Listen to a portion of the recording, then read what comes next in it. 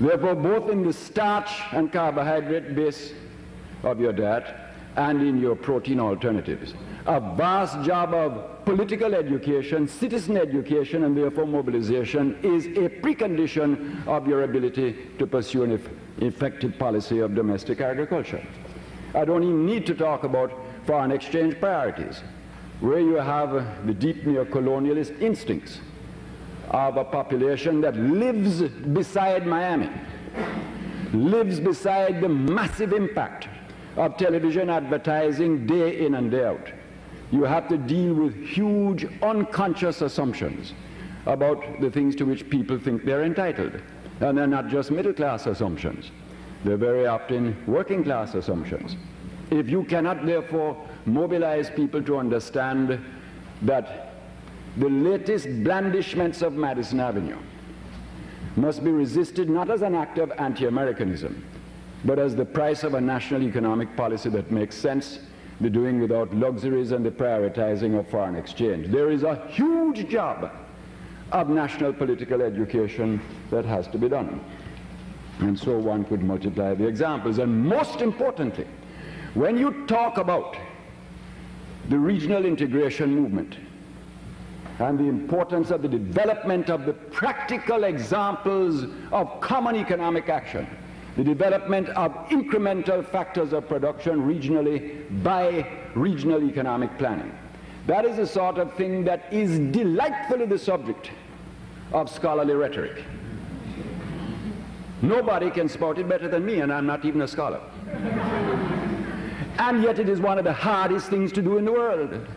When you're trying to get 10 Caribbean islands to follow Eric Williams' injunction to start a Caribbean food corporation, one of the most imaginative, practical ideas ever to emerge in modern Caribbean politics.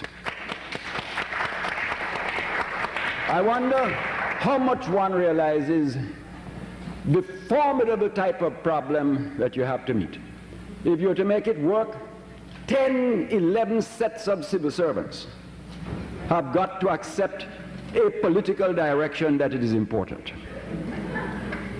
You've got to know that when the politicians cannot, let me start again. Let me go back to the politician. You first of all have to get 11 political directorates who understand why it is important. That's where the problem begins. But let us assume that we get past that. You then deal with the bureaucracy. And you deal with the fact that if 3 of those bureaucracies get caught up in an IMF crisis, then the limited talent in those 3 political and bureaucratic directorates are now distracted to find a solution. And yet if all 11 are not working equally quickly, a solution cannot be found. So what does all this mean? It means that there has to be the clearest understanding beyond the rhetoric of politics of the question why we will fail without regional integration, what it is that regional integration really demands when it comes off the drawing board of language and onto the drawing board of reality. What is the kind of bureaucratic commitment that is needed? What is the kind of political will that has to drive it? Well, these are the problems, and we have to meet them. In looking at the question of internal political processes, with which I end, I can only say what we are trying to do, born of our experience in office, what we tried, and God knows we tried many things, the fact that we failed, which we cannot dispute, but let Mr. Manley be assured the failure is a setback, not a permanent defeat.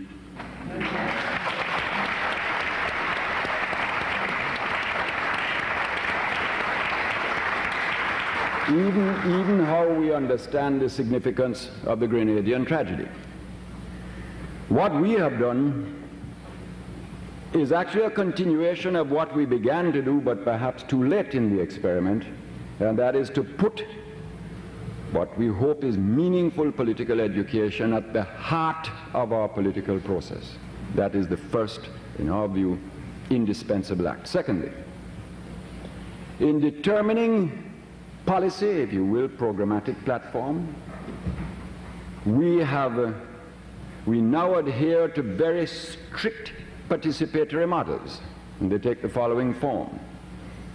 within the framework of our broad policy, which is set out in our basic policy documents and our definitions of democratic socialism, we have tried to look at economic strategy, foreign policy strategy, foreign trade strategy, manufacturing strategy, agricultural strategy, etc.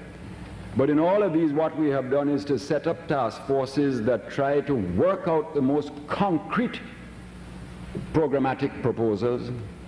Those in turn are then the subject of intensive internal discussion in our political party that ends with general conference discussion, so that there is to the greatest possible degree an understanding of what we think we can do, and an understanding by the whole of our political party of what it implies for them as members.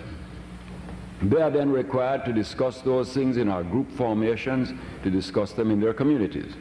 We're not finished there. When we've got all those together, we are now, for instance, embarked on a program in which proposals for manufacturing development are in discussion with the trade union movement, are in discussion with private sector organizations, and the fruits of both the trade union and the private sector organizations are going to be reported back to our annual conference, which is being held in the next 2 weeks, so that the 2,000 delegates from all over Jamaica will not only know what they're thinking about, but what is the reaction of other elements in the community to it. Our teaching program is discussed with the teachers' unions, etc., etc. I merely use that to illustrate the importance that we attach to trying to demystify programmatic platform, to make it a part of the ongoing understanding and experience of our own membership, and to make it a part of an ongoing dialogue between ourselves and the institutional disposition of the society at large. I cannot guarantee to Mr. Mandel that the next government of the People's National Party, and I suppose there will be one, all the indications are that there will be one. I cannot guarantee to him that we are going to be perfect, or that we are going to represent some ideal left that can now be held up as a triumphant model to the rest of the world. But we have tried to learn a lot from experience, and are trying to see if we can find practical institutional answers to the problems that arise. As to him, I'm glad to hear him say that he accepts his responsibility to work for change within this political system. And I endorse what he says. It is good to know that people like him will continue to work, to try to work within this political system for recognition of pluralism, respect for sovereignty, and a containment of the worst excesses of hegemonic power. More power to your arm, Mr. Mandel.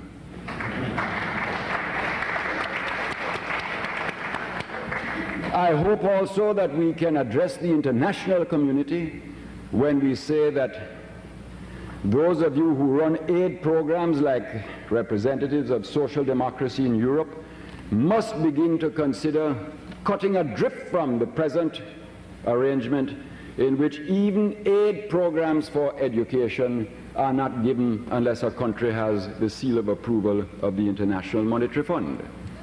And one of the things that we are challenging social democracy to face is just that within the Socialist International. I would say to those who work with an interest in aid programs that we should begin to de-emphasize the exclusive emphasis on unilateral programs, of which the CBI is a most unfortunate example, and emphasize more a willingness for aid to be funneled towards regional plans that are produced by regional organizations such as CARICOM and the CARICOM Secretariat.